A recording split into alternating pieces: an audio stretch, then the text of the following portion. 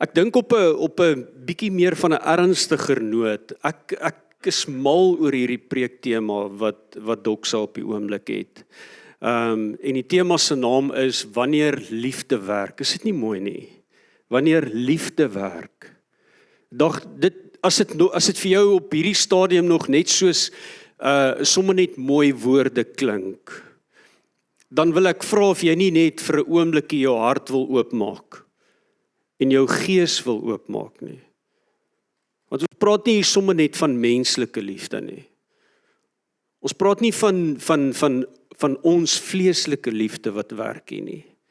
Ons praat van die bonatuurlike God van hemel en aarde se liefde, wat groter is as wat ek en jy ooit kan lief hê, wat meer is as wat ek en jy ooit kan dink, en dis in vennootskap met daardie liefde, wat Jesus Christus sy kerk op die aarde kom vestig het, en jou en my uitgekies het, om draers te wees van 'n bonatuurlike goddelike liefde.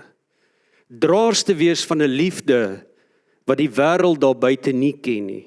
Die wêreld daar buite ken 'n ander liefde. Hulle ken 'n liefde wat hulle dryf na sonde toe. Hulle ken 'n liefde wat hulle nie kan vervul nie. Maar ons weet, as ware liefde werk, dan is daar vervulling. Dan begin mense se harte heel te word. Dan hou hulle op soek en hulle begin besef waar die bron van eintlike liefde lê. En dit is belangrik dat ek en jy verstaan dat wanneer ons wil sien dat ware liefde deur jou en my, deur die kerk beginne werk, dat ek en jy in 'n diep verhouding met God moet staan. Kerk is nie sommer net iets wat ons kom bywoon vir die lekker nie. Kerk is hier om ons te help en ons te lei, om ontmoeting met God te hê, om God waarlik op sy vlak te ontmoet, sodat ek en jy, wanneer ons in 'n verhouding met hom staan, so ek moet nou onthou om hierdie slides te skuif, nê, in 'n verhouding met hom te kan staan, sodat liefde deur jou en my kan werk. En is belangrik dat hierdie verhouding reg is, want as die verhouding nie reg is nie, gaan die liefde nie reg wees nie.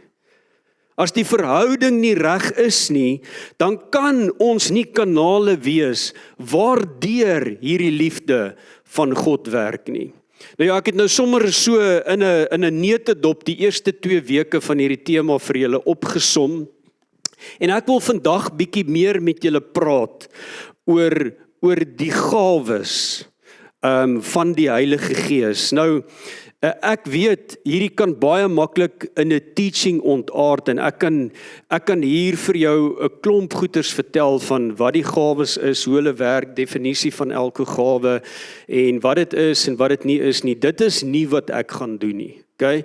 Daai studie kan jy op jou eie gaan maak. Daar's genoeg inligting daaroor. Jy kan dit gaan navors, gaan vra vir Google AI of ChatGPT of Microsoft Code. Jy sal genoeg inligting oor dit kry. Maar wat ek vandag wil doen is, ek wil bietjie meer van 'n grondslag en van 'n basis neerlê. En die eerste ding wat ek vir julle wil sê is wanneer ware liefde werk, dan is Jesus altyd die middelpunt. Die Heilige Gees is aan die werk en die kerk word getransformeer. Dink net vir 'n oombliekie bietjie hieroor. Ek gaan dit weer sê. Wanneer ware liefde werk, dan is Jesus altyd die middelpunt. Die Heilige Gees is aan die werk en die kerk word getransformeer. En nou kan ons dit baie maklik deurtrek na die gawes van die Heilige Gees toe. Paulus skryf nogal redelik ekstensief in die boek Korintiërs hieroor. Inteendeel, ons gaan nou so 'n bietjie daarby kom, maar daar's 3 hoofstukke daaroor. Hy skryf in 1 Korintiërs 12 daaroor, hy skryf in 1 Korintiërs 13 daaroor, en hy skryf ook in 1 Korintiërs 14 skryf hy daaroor. In 1 Korintiërs 12 sê hy, Die gawes is nooit 'n solo act nie. Julle is eintlik deel van 'n liggaam. Dis die tema van 1 Korintiërs 12. Jy's nie alleen nie. Jy's nie 'n fly by night nie. En jy's ook nie so great dat die gawes alleen deur jou funksioneer nie. Die gawes van die Heilige Gees werk deur ons almal en ons is almal deel van een liggaam. 1 Korintiërs 13 weer se tema is dat krag sonder liefde beteken niks. Beteken absoluut niks. En 1 Korintiërs 14 kom Paulus en dan verduidelik hy wat die doel van die gawes is en dit is om altyd op te bou en om nooit af te breek nie. Altyd op te bou en nooit af te breek nie. Nou ek wil gou net so oombliekie vat, net om vir julle bietjie agtergrond oor Korintiërs te gee, sodat julle verstaan wanneer julle Korintiërs lees, want ek hoor ons gaan nog lank in Korintiërs wees hierdie jaar. So wanneer julle Korintiërs lees, dat julle verstaan met wie julle te doen het, want wat Paulus eintlik in Korintiërs doen, is hy's besig om baie te raas. Korintiërs is eintlik een van die hardste briewe wat Paulus geskryf het. En ons kan aflei dat die Korintiërs nou eintlik alhoewel hulle in die kerk was en dit het baie goed in die kerk gegaan, vanuit 'n kom ons noem dit 'n visuele of 'n fisiese perspektief wat ander mense kon sien, het dit baie goed gelyk. Maar hierdie stad Korintiërs was 'n geweldige vooruitstrewende stad gewees. Dit was 'n handelsstad gewees en dit was op 'n hoofhandelsroete in die wêreld van daai era en mense het soontoe gevlok vir geleenthede. Mense het soontoe gevlok want hulle talente en hulle vermoëns het hulle soontoe getrek. So ons het hier te doen met mense wat begaafd was. Hulle was regtig begaafd. Dit was die roem van kom ons noem dit die land van daardie tyd. Okay? En wat gebeur het is dat hierdie mense het geweldig baie op hulle eie gawes en talente en vermoëns staat gemaak. Want hulle kon, dit was regtig begaafde mense gewees. Mens kan eintlik amper sê, dit sou so ietsie gewees het van 'n moderne Kaapstad of 'n moderne New York, nê? Julle weet ons, almal wil na hierdie stede toe, want hulle voel, daar gaan hulle dit groot maak, en hy voel, daar kan hy sy ambisies en sy drome kom uitleef, nie wetende dat eintlik teen die agtergrond van hierdie hinkering na sukses en om raak gesien te word en om iets te bereik in die lewe, lê daar baie keer 'n klomp gebrokenheid, 'n klomp stikkendheid, 'n klomp vleeslikheid en 'n klomp wêreldsheid. En is teen hierdie agtergrond wat 'n klomp van hierdie mense in die kerk in Korinthe beland. En nou het hulle ontmoeting met die Heilige Gees en hulle te doen en te maak met 'n bonatuurlike God en hulle sien hoe hy werk en jy kan vir jouself dink, daar's massive entoesiasme en hierdie mense wil net goed sien gebeur en hulle wil net, dit gaan net rof, is amper soos 'n klomp charismaniacs by mekaar. Kan jy dit imagine? Ek wil jy moet hierdie prentjie kry. En nou begin goed ontaard, want mense sit hulle self op die voorgrond en kyk hoe profeteer ek en kyk hoe goed is ek en kyk hoeveel wysheid en kennis het ek en kyk my gawes is net ek en Paulus raak bietjie keelvol hiervoor en hy skryf 'n brief en hy sê, julle ouens is nie op die regte spoor nie. Ja, al hierdie goed, julle het al hierdie goed en ek sien hoe mooi profeteer julle en hoe praat julle in tale en julle sing en julle aanbid en alles is net great. Maar daar's een ding wat julle kort. En terwyl hy Korintiërs 12, 13 en 14 skryf, laat dit my dink aan iets wat Tim Keller eendag gesê het. They were using the spirit not to serve people, but to validate themselves. Laat my dink aan die moderne Pinkster en charismatiese beweging.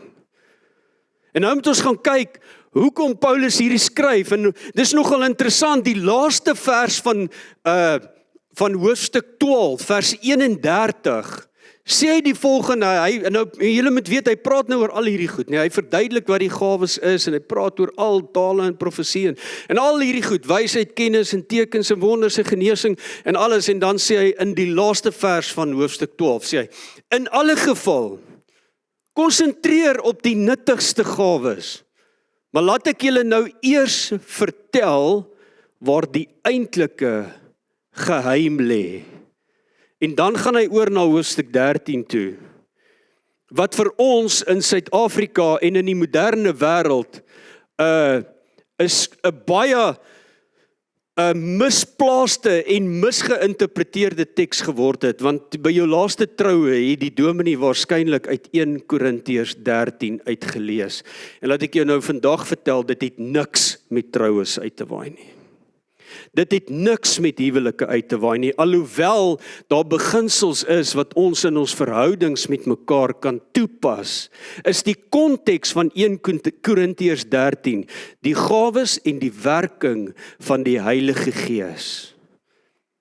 En wat Paulus hier kom sê is, kom ek vertel julle wat die eintlike geheim is, en dan begin hy in hoofstuk 13 en hy sê, al sou julle enige taal op aarde of selfs in die hemel kom praat, maar julle het nie liefde onder mekaar nie, is julle soos 'n galmende trom en 'n klinkende simbaal. Met ander woorde, julle klomp charismate, julle maak nie 'n klomp lawaai, dis al, want daar's geen liefde onder mekaar nie.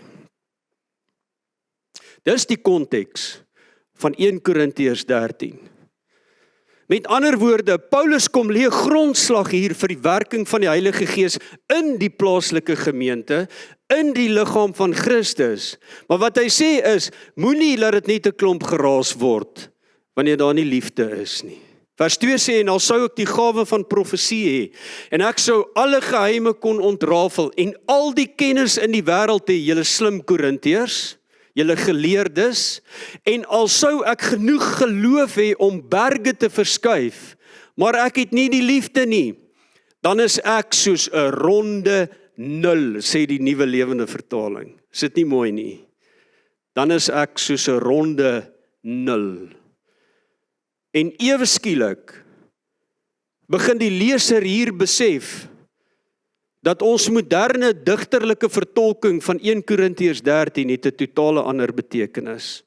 'n Totale ander betekenis. Dit het eintlik te maak met hoe die Heilige Gees prakties in die kerk moet werk. Iemand het eendag gesê, love is the only force strong enough to dismantle a performance-based identity. En is dit nie maar die siekte van ons tyd nie? Almal moet perform. In die kerk, in die wêreld, by die werk, waar jy ook al is, jou KPI's, jou outcomes, jou wat ook al, jou prestasiebonusse, alles, ons moet net perform. En mense, die gevaar is, as ons met hierdie mentaliteit kerk toe kom, of ons gaan na 'n life group, of 'n huisgroep toe, en ons dink, dit is hoe ons moet operate deur te perform, dan is ons eintlik net besig om lawaai te maak. We are just making a noise. Because love is not the absence of power. It is the redirection of power towards self-giving. En dit is wat Paulus hier vir ons wil kom neerlê. Hy wil kom sê, hier's 'n ander manier hoe hierdie goeders behoort te funksioneer. En dit is wanneer ek en jy onsself neerlê, wanneer ons onsself eers gekruisig het, hierdie behoefte en hierdie begeerte om belangrik te wees. So ek is die profeet, ek is die ou wat kan die en kan daai, en ek kan dit uitlê, en ek het die, en ek het vir daai dit gesê, vir daai, en nou lyk ek belangrik, en Paulus sê, dit is nie waaroor dit gaan nie. Waaroor dit gaan, is dat alles wat julle doen, al is daar krag by betrokke, dat die liefde van God en die gemeenskap met Jesus Christus die basis is vanuit waar al hierdie goed moet en behoort te gebeur. En dit is kom ons praat oor koinonia en die gawes van die Heilige Gees. Want gawes sonder koinonia is 'n gevaarlike ding. Ek sal nou vir julle sê wat koinonia beteken as julle nie weet nie, en ek stel voor dat jy gaan uitvind as jy nog nie weet nie. Ek wil verder lees in vers 3, kom Paulus en hy skryf, hy sê, en al sou ek al my besittings vir die armes gee. Julle kan gee soveel soos wat julle wil, sê Paulus, en selfs my liggaam opoffer sodat ek my daarop kan beroem, maar ek kom die liefde kort, sou dit my niks gehelp het nie. Al werk jy by die street store jaar in en jaar uit en jy gee en jy's daar en jy lê hande op mense en jy bid vir hulle. As daar nie liefde by is nie, dan maak jy net lawaai.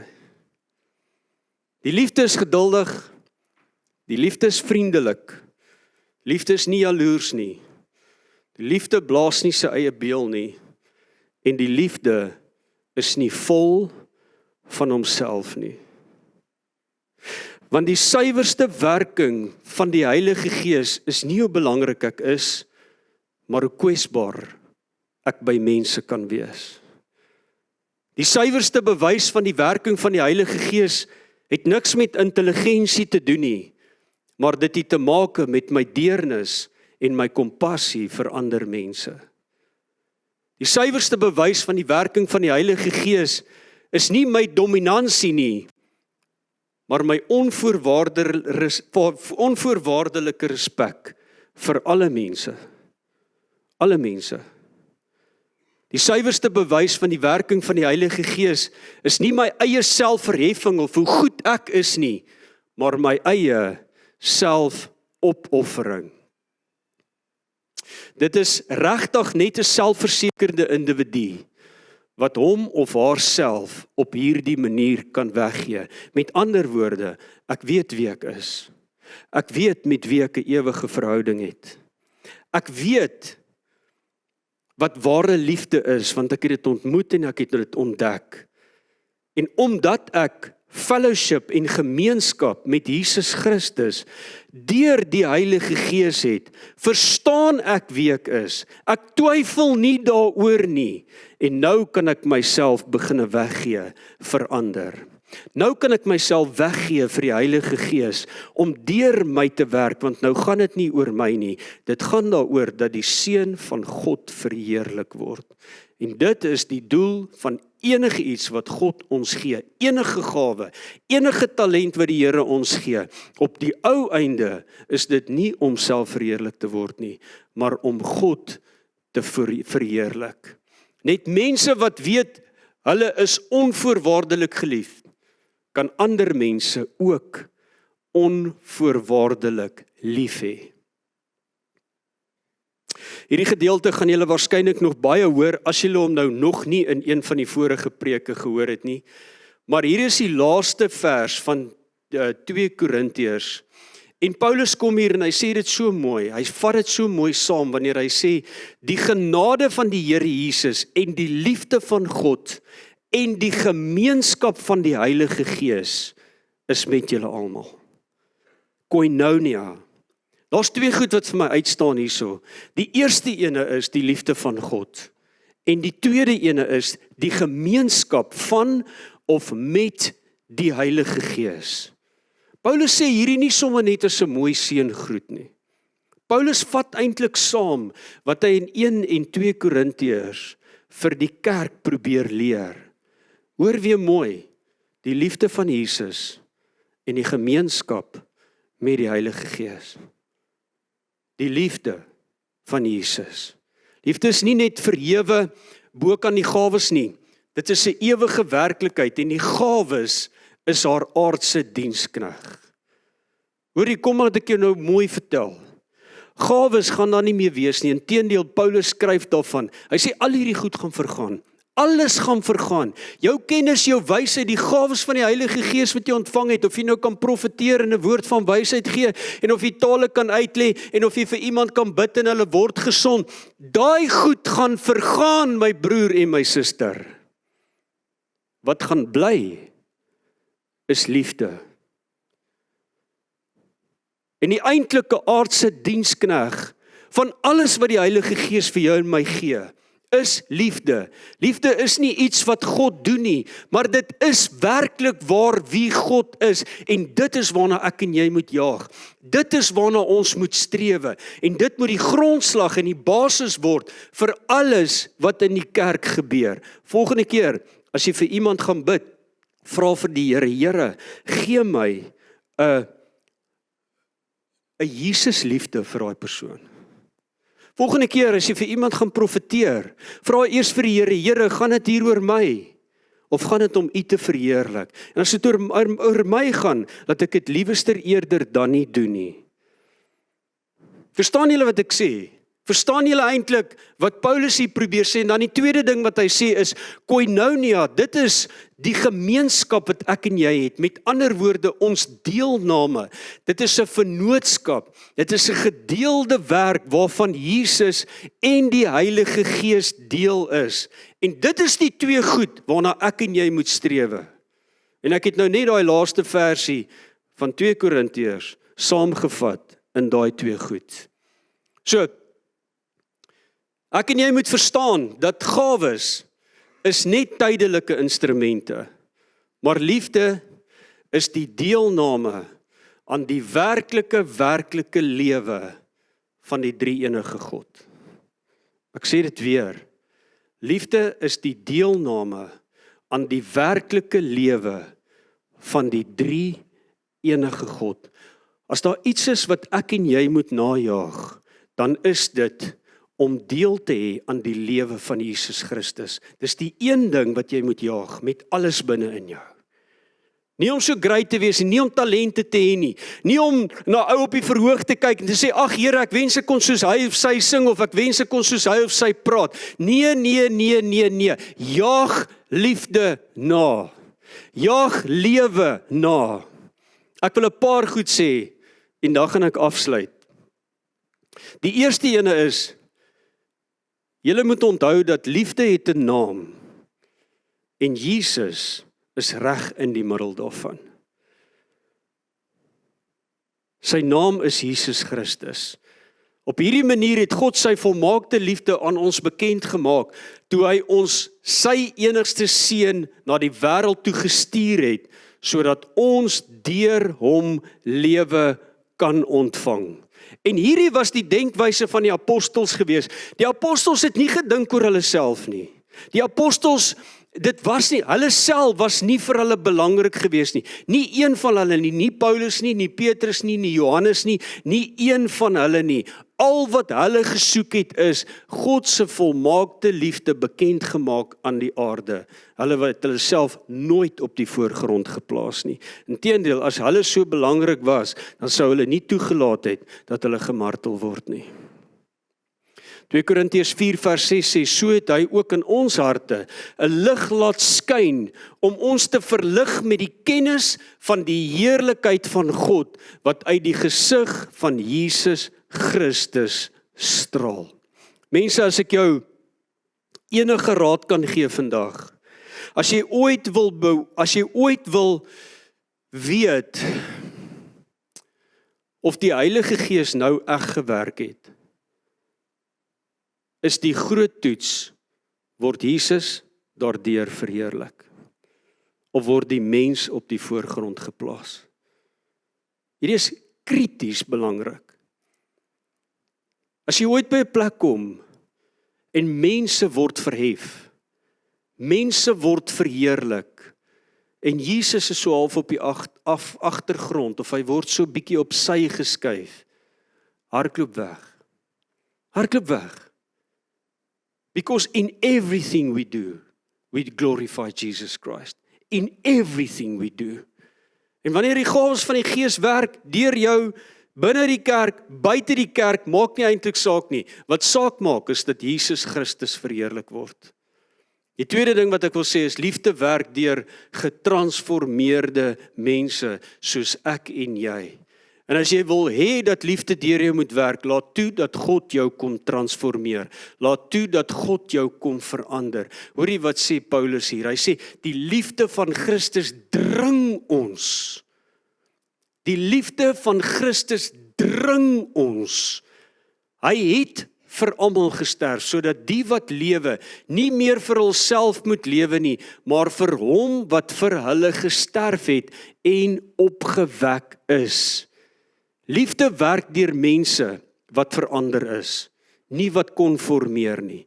Wat ons in Korintiërs sien, en vir wie Paulus hierso skryf, is mense wat voor hy eintlik sê, julle is net soos die wêreld, julle lyk net soos die wêreld. Julle doen die dinge van die wêreld. Nou kom julle kerk toe, nou wil julle dit daar doen, maar julle is nog nie getransformeer deur die liefde van Jesus Christus nie. En die oplossing en die antwoord vir jou en my is, hoor wat Paulus vir die Korinte sê, ek en jy moet eers verander voordat God deur ons kan kom werk.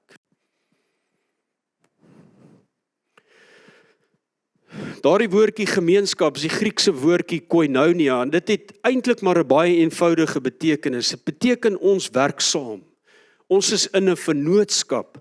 Ons is in fellowship met die Heilige Gees. En omdat ons in fellowship met die Heilige Gees is ons geconnect met die Seun, is ons gekoppel aan die Seun.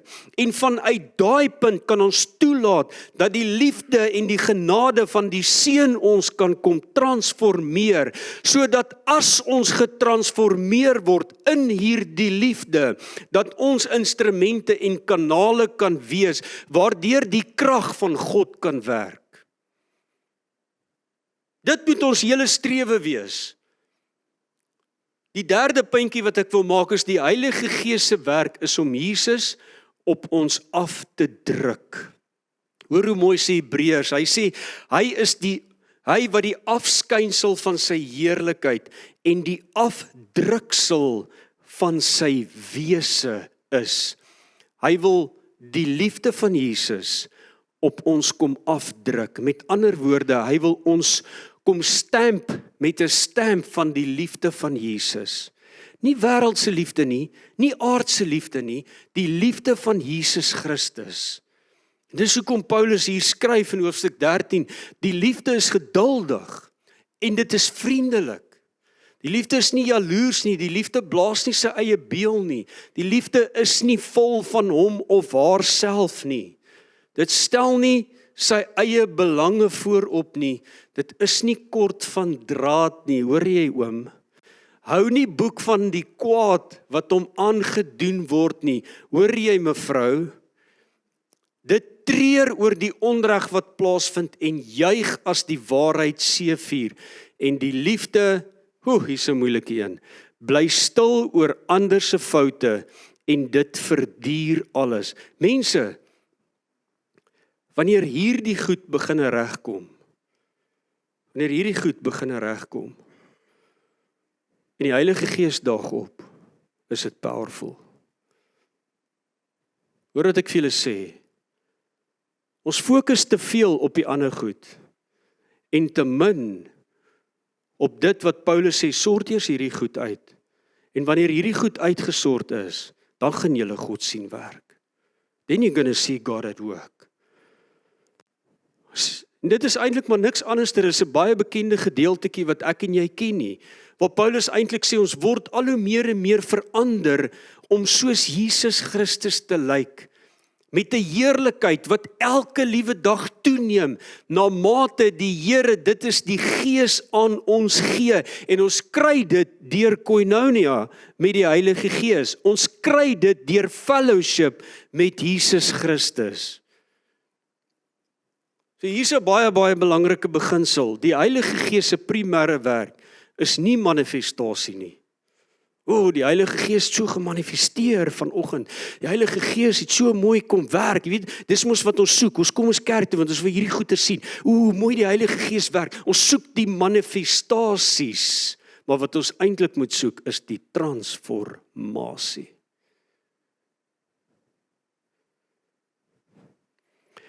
Ek wil eerder sien dat God mense radikaal kom verander, eerder as wat ek sien dat mense profeteer dat die spoeg spat. Daar's niks fout met die ander goed nie. Julle moet ons vandag mooi verstaan, daardie goed moet gebeur, en dit klink my, ons gaan nog later in hierdie jaar in Doxa bietjie meer oor dit praat. Maar wat belangrik is, moet belangrik bly. Die vierde puntjie is die gawes, is liefde wat werk, om 'n Christus geformeerde kerk te bou. Dit is wat belangrik is. Okay? Die gawes moet opbou en dit is waar 1 Korintiërs 14 gaan. Opbouing is 'n werkwoord. Inteendeel, Paulus praat 7 keer in 1 Korintiërs 14 van om op te bou, nie om af te breek nie, om op te bou. Dit is hoekom God vir ons gawes gee. Is om op te bou, nie af te breek nie. En dan die laaste ene is, waar liefde werk, word Jesus sigbaar. Jesus becomes visible where real love works. Waar ware liefde werk, word Jesus sigbaar. In 1 Johannes 4 vers 12 sê, niemand het God nog ooit gesien nie. As ons egter mekaar werklik aanhou lief hê, leef God in ons optrede en hy het sy liefde in ons optrede ten volle tot verwesenliking laat kom. Vers 10 van hoofstuk 13 sê, wanneer die volmaakte egter gekom het, sal al die onvolmaakte uitgedien wees. Met ander woorde, al hierdie ander goedjies, jou talente, jou gawes, die gawes van die Heilige Gees, al hierdie ander goed sal gone wees. Dit is weg, dit gaan weg wees, mense. Maar wat gaan oorbly is geloof, hoop en liefde, hierdie 3. Dan kom Paulus en hy sê, die grootste van dit, die grootste is die liefde. Weet julle hoekom? Want ek dink liefde is God se ewige dienskneg. It's God's eternal servant.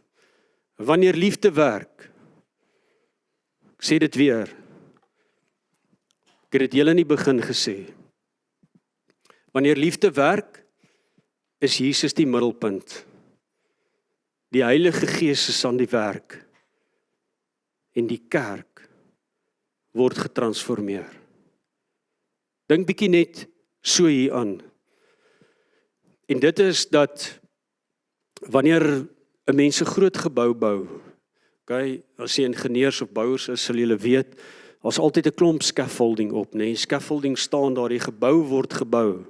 Maar die scaffolding is daar om die gebou te ondersteun. Die gebou kan nie gebou word sonder die scaffolding nie.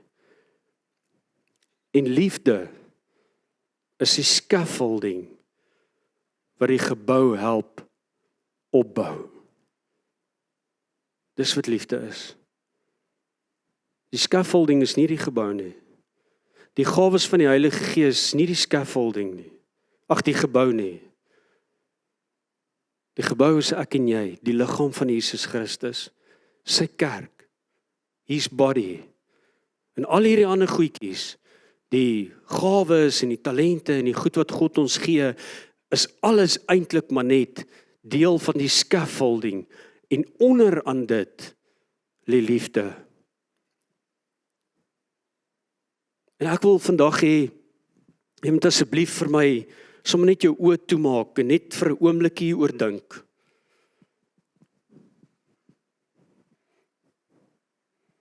Jouself vra, waar staan ek ten opsigte van liefde? Waar staan ek ten opsigte van gemeenskap met die Heilige Gees? Waar staan ek ten opsigte van hierdie transformerende liefde van God, wat hy so graag in my lewe wil kom vestig? En waar staan ek ten opsigte van myself? Is daar nog te veel van my oor? Is daar nog te veel van my vleeslikheid en my menslikheid oor? Of is God besig om deur sy liefde en 'n werk van sy Heilige Gees my te transformeer en te verander, sodat ek in liefde kan operate, sodat ek kan operate selfs in die koninkryk van God, in die liggaam van Jesus Christus, vanuit 'n plek waar liefde die grondslag is en nie al hierdie ander tasbare goed nie.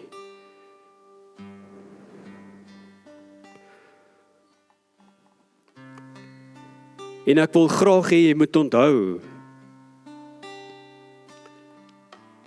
dat alles gaan vergaan. Alles wat jy het, alles wat jy deur jou eie vermoëns bymekaar gemaak het,